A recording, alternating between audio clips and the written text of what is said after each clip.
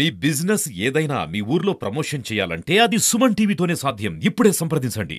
సభా అధ్యక్షులు పెద్దలు శివప్రసాద్ అన్న గారు, పెద్దలు మునరత్నం సార్ గారు, పెద్దలు గౌరవనీయులు విద్యకే రూపకల్పన రెడ్డప్ప సార్ గారు, అదేవిధంగా నా ముందు కూర్చొని ఉన్న మా విద్యన్న రామచంద్రన్న అట్లా శివరామన్న, ఇక్కడ ఉన్న మా తమ్ముడు స్మార్ట్ బాయ్, ఇంకా చాలామంది ఉన్నారు. మీ అందరికీ పేరు పైన నమస్కారాలు. కుల సంఘ నాయకులు నా నమస్కారాలు, పెద్దలకి అందరికీ నా నమస్కారాలు. వాస్తవం చెప్పాలంటే మీరే నాకు అందరికి ఆదర్శం. ఎందుకంటే నా పట్టణం ఇది, నా ఊరు. తెల్లవారు లేస్తే నేను మీ అందరికీ ఒకరికొకరు మనం మొగాలు చూసుకొని మనం కలిసి మాట్లాడుతూ తరచుగా లేస్తూ మాట్లాడుతుంటాం. నేను పట్టణంలో ఉన్ని ఏమీ చేయలేకపోయినానంటే నాకు ఈ పదవి ఎందుకు? అలంకరణ పదవులు నాకేం అవసరం లేదు. ఎమ్మెల్యే పదవి నాకేం ఇచ్చేది కాదు, నేను దాంతో తీసుకునేది ఏం లేదు. దేవుడి వల్ల నాకు ఉండేదే చాలు. కాకపోతే నేను చేయాల్సిన బాధ్యత చాలా పెద్దది ఉంది. ఎందుకంటే మదనపల్లి జిల్లా హెడ్ క్వార్టర్స్కి ఇట్స్ ఎ డిజర్వింగ్ టౌన్. ఎవరు వచ్చి ఏదో పోతే పాపంలే మదనపల్లి జిల్లా చేస్తాంలే అని చెప్పే అవసరం మనకు లేదు. మదనపల్లి పూర్తి స్థాయిగా జిల్లా అర్హత కలిగిన ఊరు. ఏ ఒక్కరి పరిచయం దీనికి అవసరం లేదు, ఏ ఒక్కరి రికమెండేషన్ కూడా దీనికి అవసరం లేదు. ఎందుకంటే 1860లో మద్రాస్ రాష్ట్రంలో ఆ రోజు జిల్లా హెడ్ క్వార్టర్స్గా కడప ఉన్నింది. సెకండ్ అడ్మినిస్ట్రేటివ్ పాయింట్ కింద 1860లో మదనపల్లి సబ్ కలెక్టర్ ఆఫీస్ ఉంది.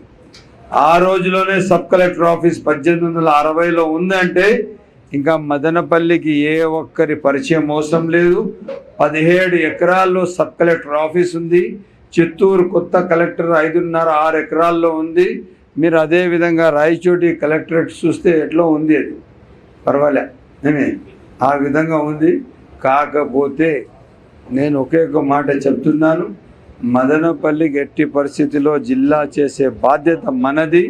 మనము దానికి పూర్తి స్థాయిగా పోరాడతాం, వెనుకాడేది లేదు. సొంత ఇంటి కోసము, సొంత ఊరు కోసము, సొంత పుట్టిన గడ్డ కోసం చేయలేనివాడు ఇంకా దేనికి కూడా పనికిరాడు. అతని అవసరం కూడా లేదు, ఉండదు సమాజానికి. అదేవిధంగా ఈరోజు మన మీద చాలా క్రిమినల్ కేసులు పెట్టారు. నేను ఇప్పుడే శివన్న గారికి రిక్వెస్ట్ చేశాను, అన్ని లిస్ట్ ఆఫ్ కేసెస్ ఇవ్వండి. నేను ఒక జీవో గవర్నమెంట్లో ఒక జీవో తీసుకొని వచ్చి అన్ని కేసులు విత్డ్రా చేయించే బాధ్యత కూడా నాది. ఎందుకంటే మేము మన హక్కు కోసం పోరాడినాం, కానీ ఏ ఒక్కరి కోసం కూడా లేదు. అది జిల్లా అనేది మన హక్కు. ఎట్టి పరిస్థితిలో మదనపల్లికి జిల్లా చేస్తాము.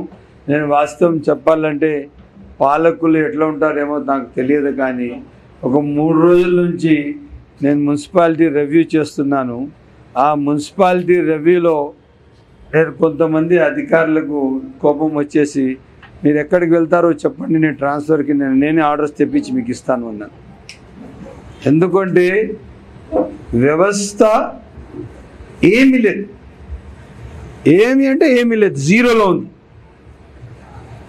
అంత దీన స్థితిలో ఒక సంస్థ పనిచేస్తే 2.5 లక్షల ఓట్లు ఉన్న 2.5 లక్షల మంది ఉన్న మదనపల్లి టౌన్లో వ్యవస్థ ఏమాత్రం పని చేయకపోతే ఎట్లా చెప్పండి? కమిషనర్ గారు ఏదో ఆమె పరిగెత్తున్నారు, కాకపోతే పక్కన ఉండే చేతులు కూడా పనిచేస్తే కదా మనిషి నడిచేది, కాళ్ళు పనిచేస్తే కదా మనిషి నడిచేది. ఆ విధంగా పరిస్థితి పనిచేయడం. సో నాకు చాలా బాధ అయింది.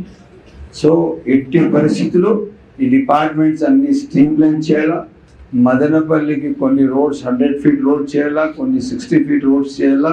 పూర్తిగా మదనపల్లికి అన్ని విధాలుగా సుందరంగా తీర్చిదిద్దాలా. ఇదే కాకుండా మనము దాదాపు 50,000 చెట్లు ప్లాంటేషన్కి ప్లాన్ చేశాము. తప్పకుండా ప్రతి ఆదివారం 5,000 చెట్లుకి ప్లాన్ చేయాలని అంతా రెడీ చేసుకున్నాము. అసెంబ్లీ తర్వాత తప్పకుండా ప్రతిరోజు ఒక కార్యాచరణ ఉంటుంది. ఈరోజు కూడా నేను ఇప్పుడే మున్సిపల్ కాంట్రాక్టర్స్ పిలిచి ఇప్పుడే వాళ్ళతో మీటింగ్ కూడా చేశాను. వాళ్ళు ఏం చేసినారంటే డిసెంబర్లో కాంట్రాక్ట్ తీసుకున్నారు, పని మాత్రం వాళ్ళు చేసే పరిస్థితులు. వాళ్ళు ఏమంటున్నారు, మా పాత బిల్లులు ఫస్ట్ ఇవ్వమన్నా మళ్ళీ చేస్తామన్నారు. సరే అవంతా పక్కన పెట్టండి అయ్యా, మీ బిల్లులకి నేను జవాబుదారీ, నేను ఇప్పిస్తాను, మీరు దయచేసి పనులు స్టార్ట్ చేయండి అని చెప్పి రిక్వెస్ట్ చేశాను. ఎందుకంటే నాకు అప్పుడు కాలంలో మేము రిక్వెస్ట్ చేసే బదులు వాళ్ళు నా దగ్గర క్యూ కడతా ఉన్నారు. ఇప్పుడు పరిస్థితి చూస్తే కాంట్రాక్టర్ చూసి మేము అడుక్కునే పరిస్థితికి వచ్చేసాము. రాష్ట్ర పరిస్థితి ఈ విధంగా తెచ్చి పెట్టేసినారు. వాస్తవం చెప్పాలంటే ఏదో సెంట్రల్లో కొంచెం మెజారిటీ తగ్గిందని మన విలువ పెరిగింది. ఏమి ఆడేదైనా అబ్సల్యూట్ మెజారిటీ వచ్చేసిందంటే మొట్టమొదటిగా భారతదేశంలో చాలా అన్ని విధాలుగా కోల్పోయే వాళ్ళం మనమే. మనకు పట్టించుకునే వాళ్ళు లేరు. దేవుడు మన మీద కనికరించి పెద్దలు చంద్రబాబు నాయుడు గారి నాయకత్వానికి ఎన్డీఏ కన్వీనర్ రూపంగా తీసుకుని వచ్చి రేపు రాష్ట్ర భవిష్యత్తు కోసం పూర్తి స్థాయిగా తప్పకుండా పెద్దలు చంద్రబాబు నాయుడు గారు పనిచేస్తారు. నేను వాస్తవం చెప్తాను, చాలా దగ్గర నుంచి చూశాను. ఒక విజనరీ మనిషి. ఆయన దగ్గర పెద్ద ఇది అది అని షో అంత లేదు. ఇష్యూ ఉందా, మనిషిలో క్లారిటీ ఉందా, పని చేయగలుగుతారా, మంచి పని చేసే అర్హత ఉందా, సంకల్పం ఉందా, బాధ్యత ఉందా, ఇట్స్ డన్, అది చూస్తారు. ఇది కాకుండా ఈ మా ఊరికి బెకార్ ఫాలోయింగ్ అంతా ఊరికి మాటలకు మాత్రమే ఉంటుంది. ఏం జరిగినా వాస్తవం చెప్పాలంటే భారతదేశం ఒక కర్మభూమి. ఎవరు మంచి చేస్తే మంచి ఉంటుంది, చెడు. అలెగ్జాండర్ అట్లా వాళ్ళు ఏం చేసుకోలేకపోయినాడు భారతదేశానికి, ఇంకా వేరే వాళ్ళు ఏం చేస్తారు. అందుకోసం దాంట్లో ఆంధ్ర రాష్ట్రం ఇంకా మంచిది, దాంట్లో మదనపల్లి మనం పుట్టిన ఊరు ఇంకా మంచిది. దాని గురించి చెప్పడానికి పదాలే లేవు. అందుకోసం మన ఊరు మనం అన్ని విధాలుగా మీ అందరి సహకారంతో ఒక మంచి అడ్మినిస్ట్రేషన్ చేస్తూ మన ఊరు అభివృద్ధి దిశలో తీసుకెళ్తూ అందరి అభివృద్ధి ప్రతి ఒక్కరి జీవితాల్లో వెలుగులు తీసుకొస్తూ చాలా ఉద్యోగాలు ఉన్నాయి. ఉద్యోగాలు కూడా ఫస్ట్ మనం మదనపల్లి పిల్లలకే వచ్చేటట్టుగా చూస్తూ మెడికల్ కాలేజ్లో మొన్న కూడా చాలా పెద్ద స్కామ్స్ జరిగినాయి. అవి 400 ఉద్యోగాలు, అవి కూడా అందరికీ తీసేయమని చెప్పాము. అవి కూడా మదనపల్లి పిల్లలు, ఎందుకంటే వాళ్ళు డిజర్వింగ్ దానికి. మదనపల్లి మెడికల్ కాలేజ్ అంటే మదనపల్లి పిల్లలు పోవాలా, ఎక్కడెక్కడి నుంచో వచ్చి డబ్బులు చాలా దానికి లావాదేవీ చేసేవన్నీ ఇక్కడ మన దగ్గర సిస్టమ్ జరగదు. మనము ఫ్రీ కొత్త ఒక ఇది కూడా లేకుండా పిల్లలకి ఇస్తాము. ఇదే కాకుండా మదనపల్లిలో మంచి విద్యాభ్యాసం కల్పించేటట్టుగా అన్ని విధాల పిల్లల భవిష్యత్తు కోసం పూర్తిగా బాధ్యత తీసుకుందాము. తప్పకుండా మదనపల్లి రేపు ఇదే కాకుండా మీకు ఒక ఎగ్జాంపుల్ చెప్తాను. సిటిఎం చెరువు 590 ఎకరాలు ఉంది, 600 ఎకరాలు. 600 ఎకరాల చెరువు కానీ మనం క్లియర్ చేసి డీపెనింగ్ చేసి బండ్ పొజిషన్ తీసుకుని వచ్చి వాటర్ నింపినామంటే రేపు దానికి ఎంత ఉంటుందో తెలుసా, ఒక సముద్రం లాగా ఉంటుంది. ఈరోజు మన చిప్లి సమ్మర్ స్టోరేజ్ ట్యాంక్ నిన్న రాత్రి విజిట్ చేశాను, ఈరోజు తెల్లారి దాన్ని రివ్యూ చేశాము. దాని పరిస్థితి ఏమంటే రాత్రి 11 తర్వాత ఇసుక వెళ్ళిపోతుంది, దాని నుంచి ఎక్కడికక్కడ గుంతలు వేస్తారు. ఇప్పుడు మళ్ళా మనం ఫిలప్ చేయాలి, అది లెవెల్స్ చేయాలి.